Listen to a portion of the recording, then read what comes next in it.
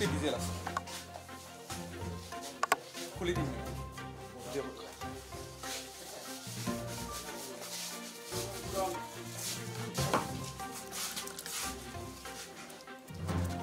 পুরা লোড আছে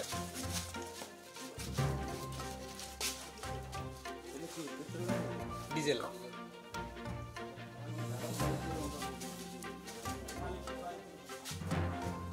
একটু আবেদনের গড় হয়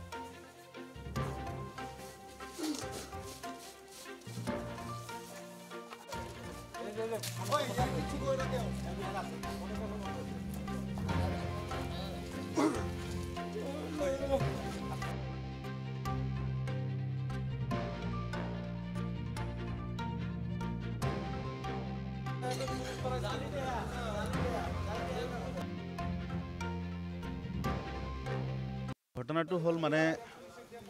এইটো আমাৰ মানে বডি বাজাৰ হয় বডি বাজাৰৰ আজিৰ পৰা নহয় বহুত দিনৰ পৰা শুনি আছোঁ ইয়াতে বিভিন্ন ধৰণৰ মানে অবৈধ কাম চলি থাকে অবৈধ কাম বুলিলে মানে বিভিন্ন মানে বুজায় তো যেনেবা আমি আজিৰ পৰা নহয় বহু কেইবাৰ আমি মানে এই অবৈধ কামবোৰ মানে ভিডিঅ'ৰ পৰা ধৰিবলৈ চেষ্টা কৰিছোঁ কিন্তু মানে কেইবাবাৰ মানে খেদিছোঁ কিন্তু হাতে নাতে পোৱা নাই আজি ভিডিঅ'ৰ পৰা ডিউটি ওলাই আমি হাতে নাতে ধৰা পৰিছে এই চাক ইয়াত এইটো তেল আছে ডিজেল আছে আৰু এইটো গাড়ী নহয় ইয়াৰ আগতে আৰু দুটা গাড়ী আছিল দুটা গাড়ী পলাইছে মানে গাড়ীৰ লগত আৰু 4-5জন মানুহ আছিল আমাৰ ইয়াৰ লোকেল মানুহ এজন আছিল আবিদ আলী নাম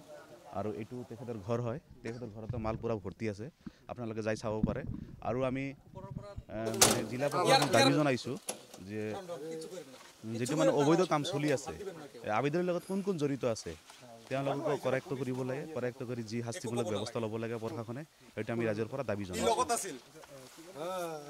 মোটামুটি 1 বছৰমান হৈছে 1.5 বছৰৰ পৰা চলি আছে এনেকুৱা বিজনেছ মানে আমি বহুত চেষ্টা কৰি আছোঁ কিন্তু আগতে ধৰিব পৰা নাই আজি আমি সফল হৈছোঁ দক্ষিণ ডালিগাঁও আমতলা ভিটিবিৰ পৰা আমি সবে মিলি আজি মানে হাতে লাতে ধৰিছিলোঁ কিন্তু আবিদ আলী নামৰ ল'ৰাজন ইয়াতেই ঘৰ সি আমাৰ পৰা গুচি গ'ল তাৰপিছত পলাই গৈছে তো তাৰ ভিডিঅ' ফুটেজ মোৰ লগত আছে আৰু ক'ৰ পৰা লৈ আহে কিন্তু আমি নাজানো এইটো চুৰাই তেল কিন্তু আমাৰ জানামতে এইটো ৰেলৰ তেল হ'ব লাগে চুৰি কৰি ইহঁতে বিক্ৰী কৰে মোটামুটি আজি 1.5 বছৰ 2 বছৰৰ পৰা এনেকুৱা চলি আছে তো তেলখিনি আমাৰ ইয়াতে জব্দ আছে 7,000 মান আপোনালোকে